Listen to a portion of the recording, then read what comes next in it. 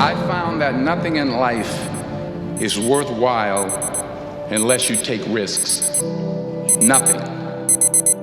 Nelson Mandela said, "There is no passion to be found playing small and settling for a life that's less than the one you're capable of living."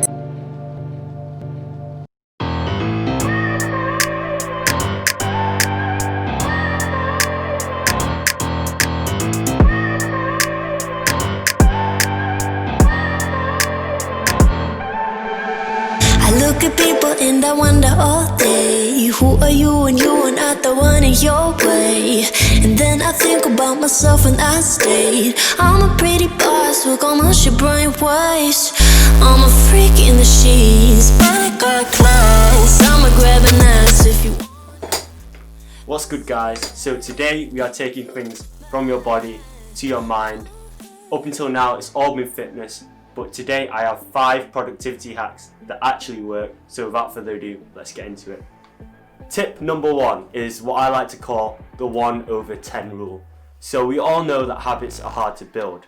Sometimes we know we have to do something, but instead we just sit on the couch and opt to laze and binge watch an entire series of Netflix. However, we can change this mindset. So what if I posed a question? I said, every day I want you to exercise for 2 hours every day for 30 days. And then I gave you a second option to exercise for just 1 minute every day for 30 days. What do you think is easier? I would think option number 2. So a lot of the time when we choose to form a new habit, we jump straight into things and we set the standards way too high. What I like about the 1/10 mindset is that you have a very easily attainable goal. So on your best day, that 1 minute could turn into 30 minutes or 40 minutes or even an hour of exercise.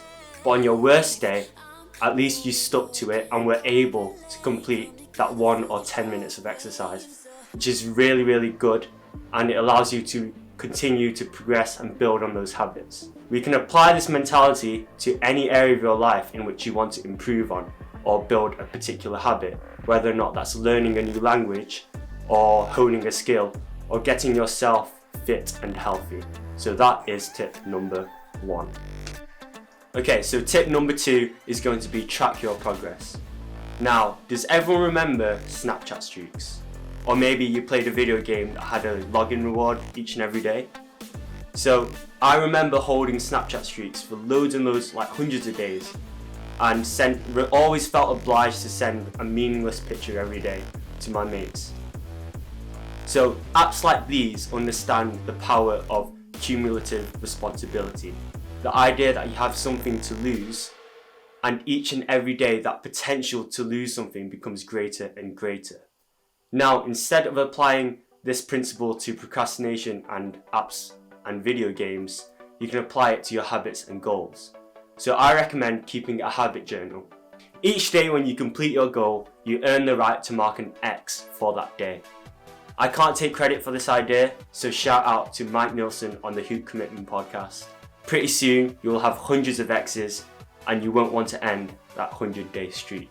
Okay, so tip number 3 is going to be that mornings are key. That did not mean to rhyme, but we'll go with it. So everyone has had that day when they wake up early, but grab their phone for a couple minutes, and then that couple minutes turns into 30, then an hour, and then 2 hours, and before you know it, your good intention of waking up early has just burst into flames. And it probably has you saying, oh, I'll try again tomorrow. I'm sure we've all heard the quote, fail to prepare, prepare to fail. Mindset the night before has a huge impact on what you do first thing in the morning. Take, for example, I'm sure we all remember as kids, Christmas Eve. You go to bed thinking about your presents, and before you know it, you wake up and you're super full of energy, and the first thing you do is run downstairs and tear open your presents. That is a perfect example of your mindset before sleep affects your mindset when you wake up. Try preparing before bed by mentally affirming what you're going to be doing first thing in the morning. So if that morning you plan on doing a workout and waking up early, before you go to bed, say to yourself, I'm going to wake up early, I'm going to have energy, and I'm going to attack this workout and crush it. The second thing is, first thing in the morning, you want to be doing something that you know you will be able to do consistently.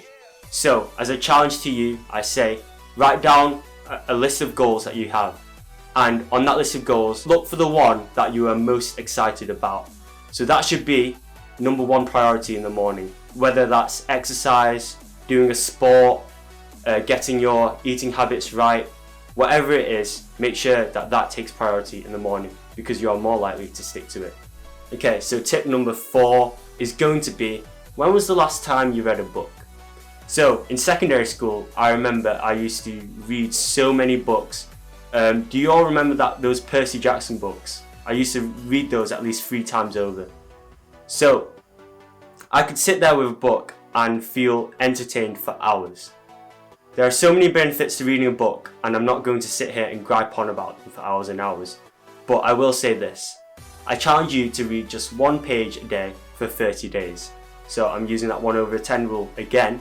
But like I said, reading books has huge benefits, and personally I read 2 books a day. So I read a non-fiction book in the morning and a fiction book before bed. Reading fiction is an excellent stress reliever, so it's perfect before bed as it stimulates the brain so that you can enjoy deeper sleep.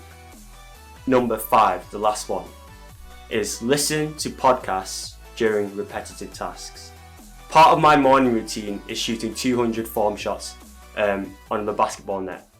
I've always been really into training and nutrition, so I've been listening to a lot of podcasts to further develop all the information that I have and to learn more about these topics that I'm interested in. Now, I'm not saying that you should listen to podcasts during brain intensive tasks like studying, but I do think that during things like showering or cooking or doing exercise is a really, really good outlet for you to use, especially if you want to develop more skills and learn more and become a more knowledgeable person. So some of the podcasts that I have been listening to have been the Hoop Commitment podcast, which I have mentioned earlier. That is a fantastic podcast for basketball players, and it is about leadership, strength and conditioning, and nutrition.